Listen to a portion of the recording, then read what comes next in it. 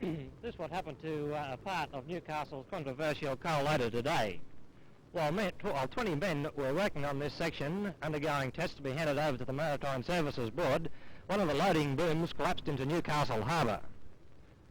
One of the men working in the forward cabin on the boom also went down in the crash.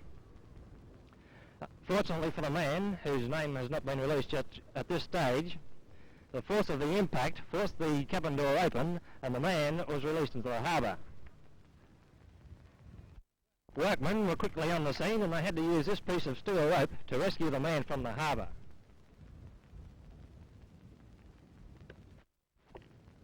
Up there, a 61-year-old labourer, Jim Lair, now missed death by inches. Lair had to jump 14 feet from 2 landings to avoid being crushed by the tumbling steel. Right.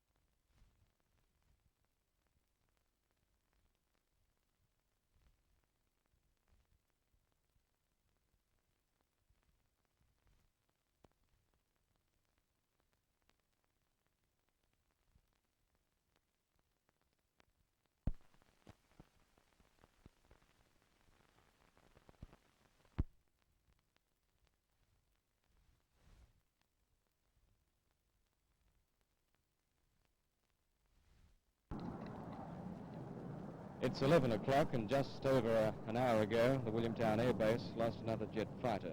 Reports at this stage are rather vague. No one is saying much. Just on accounts of eyewitness, we could say that it was a Mirage jet fighter. It was up in the air by itself, was flying alone, and it was carrying out aerobatics.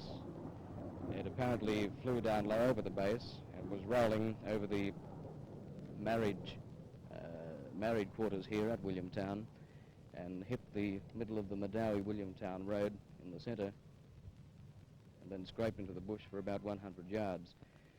The wreckage was spread over a wide area, and the surrounding scrub caught alight. There's nothing much else we can say at this stage, although we were able to get some film of the wreckage itself.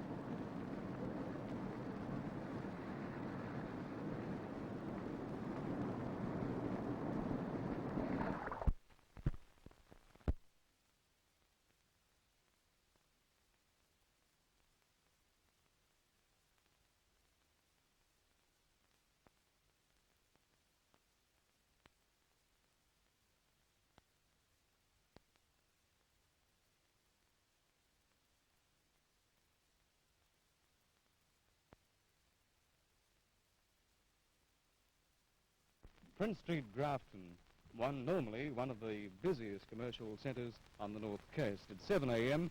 and the river has subsided overnight, about 3 feet to be exact. Not many people went to bed last night in Grafton. There were a few scares, but the danger has now passed.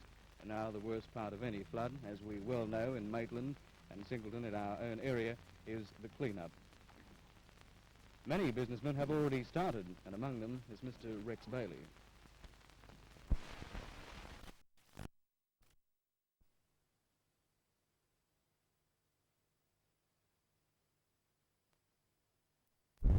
progressing with Newcastle's International Sports Arena in Broadmeadow. It was once an aerodrome. Right in the heart of the city, this flat land looks to be the perfect site for a sports capital for northern New South Wales. This week, the official foundation stone and its plaque were unveiled for the first of the arena, the clubhouse, and the big stand which will house, or to get with its embankments, 30,000 people. Out looking at the project on the occasion of the official opening were some of the men who have made it possible, those who put in a lot of money. Among them, former Premier Mr Renshaw, now Leader of the Opposition, who's provided so much of the capital available for this.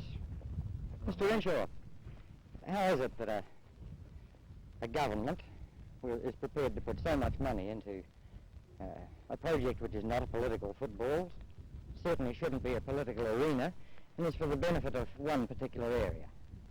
Well, first of all, looking around it today, I think it would be an ideal political arena. But it is true that this project here is non-political and a complete community undertaking.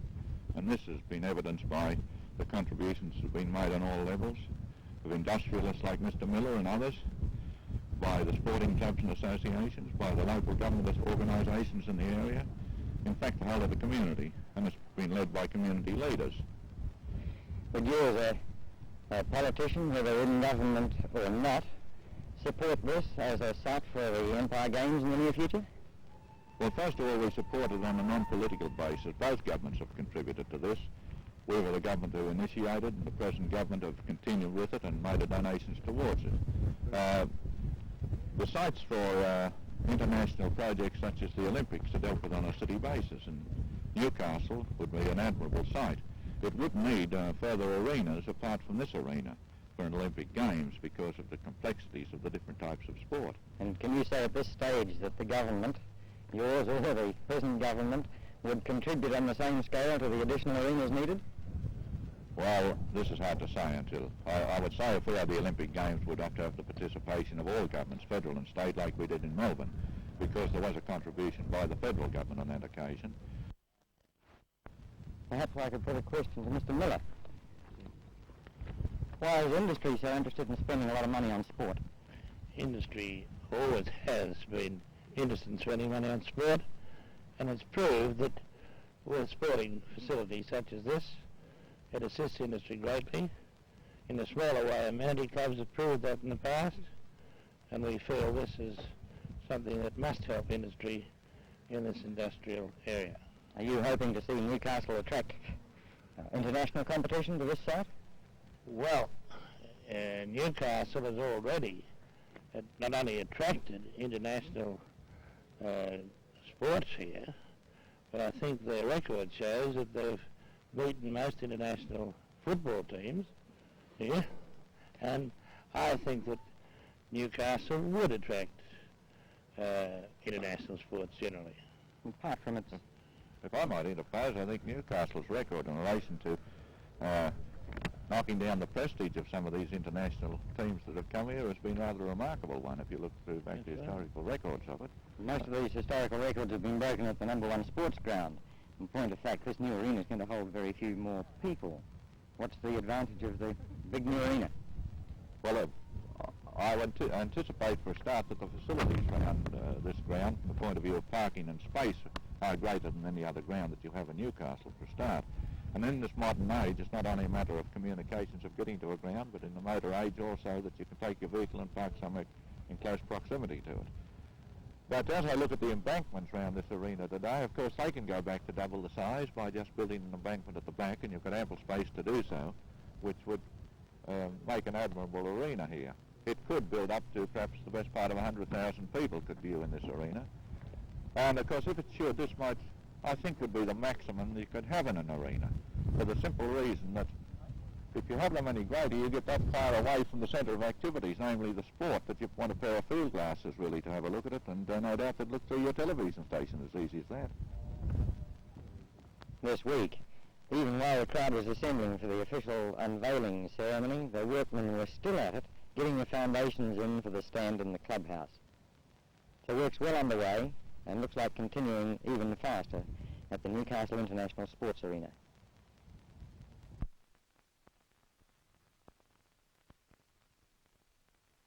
Doctor, is research into asthma getting anywhere? I think so. It's improving all the time. We're developing new medicines, and we have foundations now for asthma to inform the public about how to get quick action for their children especially, so that they will avoid asthma as they grow up. We usually start with a rhinitis or a hay fever, and then the asthma comes along in those who are not protected too well. Asthma is in fact an allergy then? Asthma is due to an allergy. The real bronchial asthma is an allergic condition, yes. And is it on the increase? I would say it's about the same all the time. We have about as much asthma every year. Is there any chance of curing an asthmatic when he or she is young? I think we cure them in the sense of keeping them free from symptoms. Many asthmatics are free from symptoms for many years. And if they get rid of their cat or their dog or feather pillows or dust, they do very well. But if they become careless, negligent, then they may relapse, and their symptoms may come back again. And the old question of cigarettes and lung cancer, have cigarettes got anything to do with asthma? Yes, I think asthma is due to an inherited factor, and on top of that they become allergic to something like cats or dogs or something of that nature. And on top of that, they get all sorts of contributory factors like smoking and psychological affairs and colds and all those and inhalation of chemicals, and all of those make it much worse. Air pollution would play a part in this too. Air pollution is a very important factor in increasing asthma. And for instance, during the air pollution times in London and in Pennsylvania in the States, the number of asthmatics increased enormously, just for temporarily, while the air pollution was on. Which means then that there'd be more asthmatics in city areas. There'd be more asthmatics, I think, in city areas. Although there's a great deal in rural population too.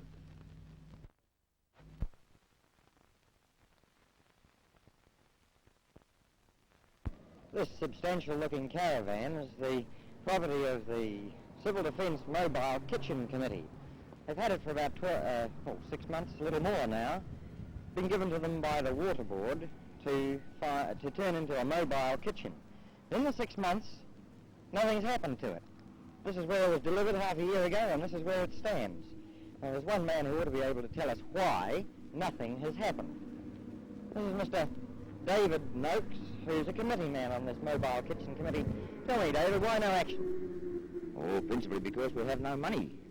Well, you've got a trailer. What more do you need? We need many, many hundreds of, almost thousands of dollars to put this vehicle on the road, fully equipped. And then it would be no good to us because we'd have to have a 3 to 5 ton truck to carry it, to tow it along the ground. Well, what are you going to do with it?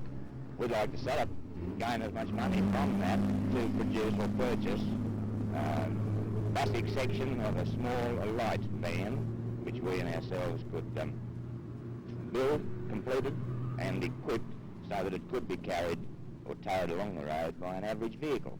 Well, what does the Civil Defence want a mobile kitchen for anyway? Well, for the purposes of, in the event of troubles in the immediate vicinity, any civil defence personnel that might be occupied on rescue work or signals communication work assisting the civil authorities, we could have a kitchen go out there and feed these people. A classic example of this was the search for the 2 lads lost in the Barrington. The rescue workers up there, the police, bushwalkers, all those people didn't do a starve, but they were short on rations. Had we had this would have been the answer. There are organisations doing this now. The Salvation Army does a pretty good job. Aren't they doing a good enough one? My very word, they are. But on a case like this, the Salvation Army most probably would not be called into it. We feel that if civil defence is going to do a job, we should be self-sufficient.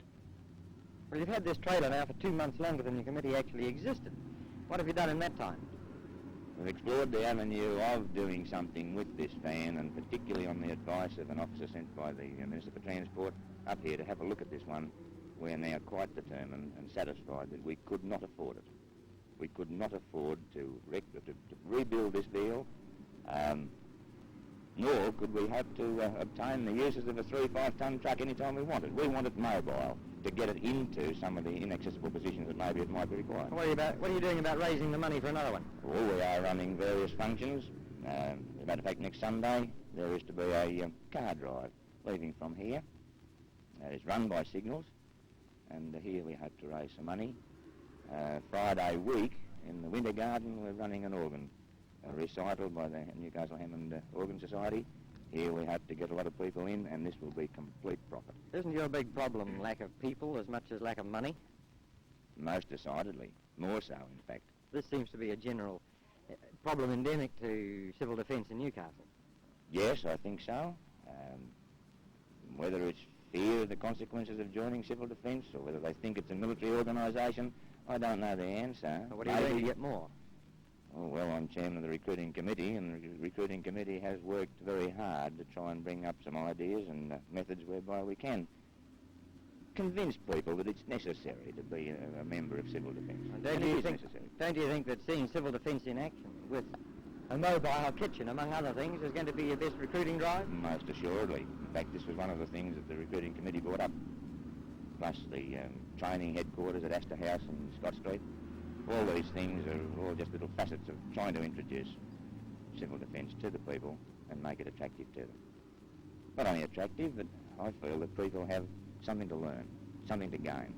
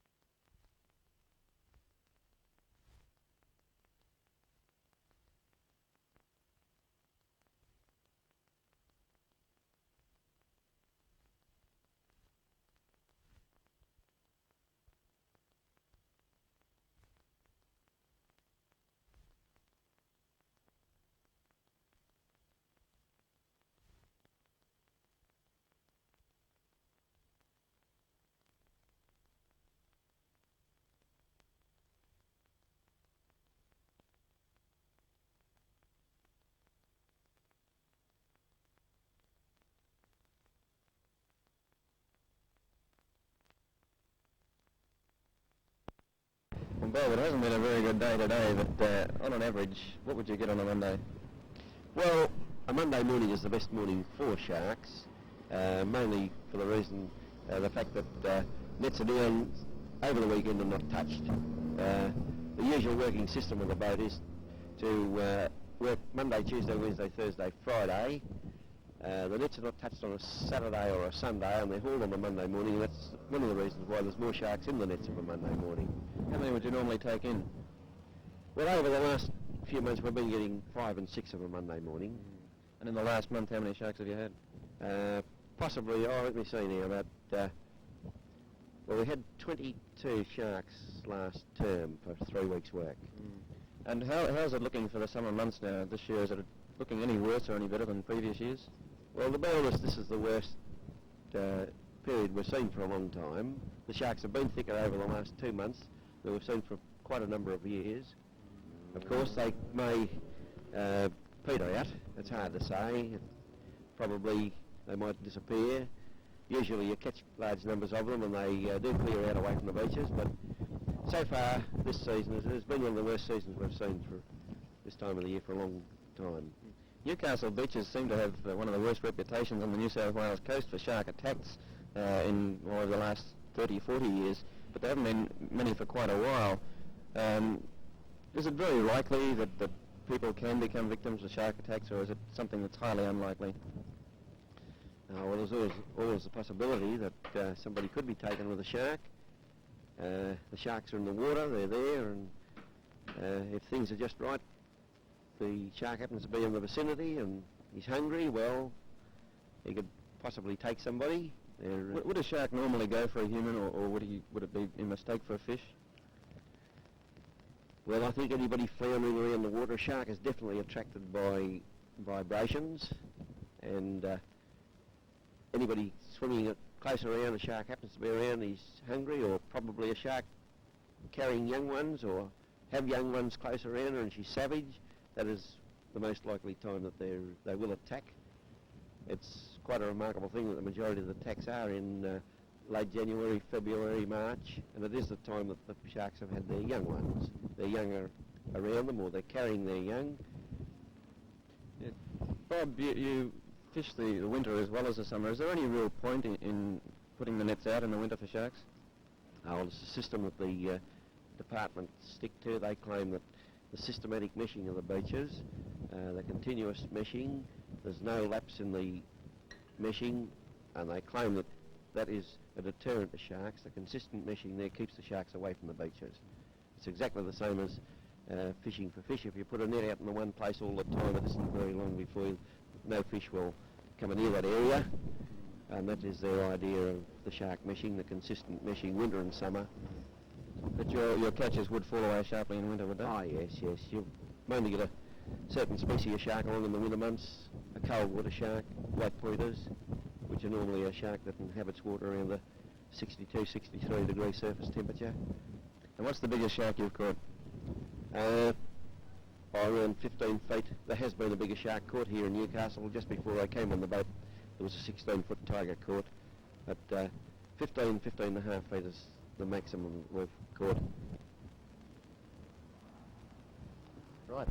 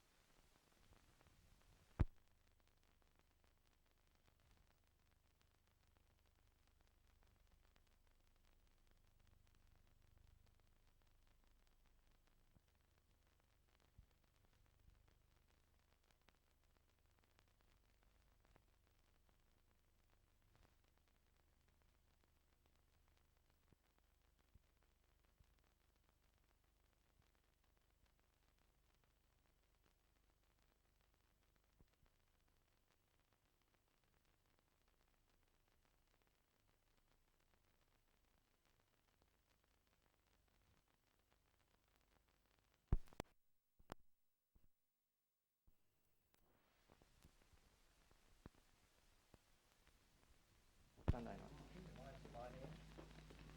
Oh, that's right.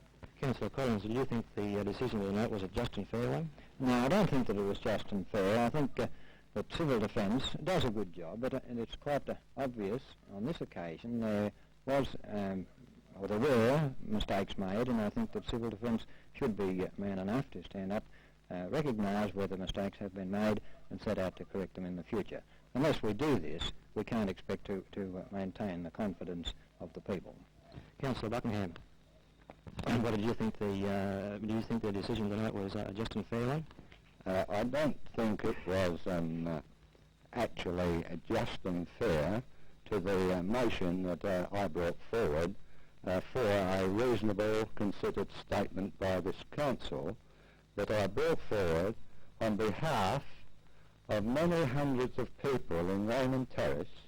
But I do agree that the discussions that came out of this, for which many people are in the chamber, can decide for themselves just how fair and just the result was. What about you, Councillor Tully?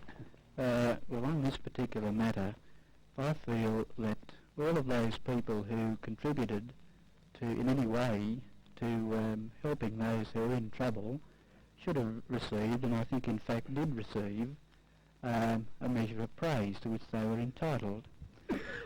However, I would like to have seen a statement made suggesting that when reports are made to the press and TV and radio, that these be very carefully handled.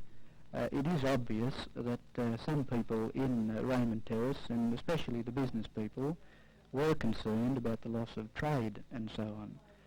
So I feel, just to sum up, that praise is definitely due to Civil Defence for the work they did. On the other hand, I feel that press statements should be given very carefully in order to avoid any panic or wrong conclusions. Thanks a lot. Councillor Boyd, you came to the defence of the press, radio and television. Have you got any further comments to make?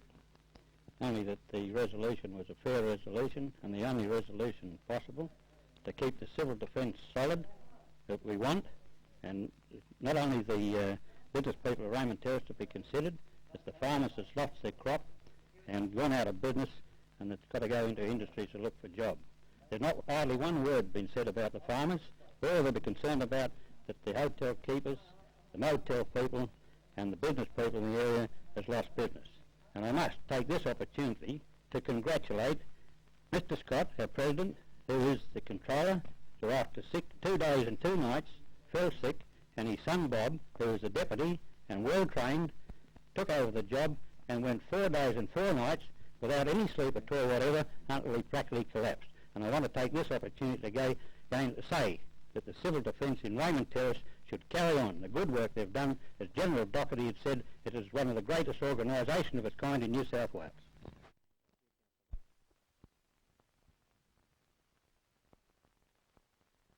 I find it quite amazing that what has been said here on camera tonight, apparently a couple of the councillors have changed their views since walking down the steps. To me, civil defence has been done an injustice in this area. The way it's been knocked tonight, I can't see for 1 minute how the team spirit could possibly remain in this organisation that did exist in the past. As Councillor Boyd stated, General Doherty quoted as saying that civil defence in this area had one of the best organisations in the whole of this state, and however anyone can think that an organisation which is a voluntary organisation, I might add here, can keep on going under such conditions and adverse criticism that it's received, it's just amazing to me. I can't say I could keep going. And what about these exaggerated press reports?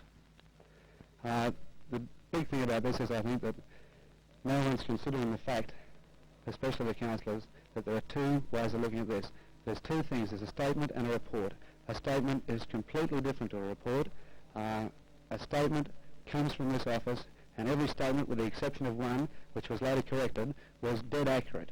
Yet reporting is a completely different thing. Now, if the TV and means of radio and any other means of advertising or press or anything you like to say want to blow these up, that's nothing to do with civil defence. Yet tonight at this meeting, it was insinuated that civil defence were to blame for this. To me, it's not civil defence's fault at all, because there's a difference between a statement and a completely different thing between reporting. And what do you think that should be done to overcome these reports? Well, it's very hard. I think I'd say the first thing that this council should consider would be restoring the morale in this civil offence at the present time, because all I can say is it's very low. People can't be expected to spend days and nights working involuntarily and then just have it thrown in your face. And you said inside tonight that there seems to be a minority that's knocking the civil offence movement at the moment. Is that correct? Definitely a minority. As you can see yourself by the vote, there were possibly 2 councillors who hopped up and really slayed the civil offence. Every other councillor wanted to give it his support. Good, thanks very much. Thank you.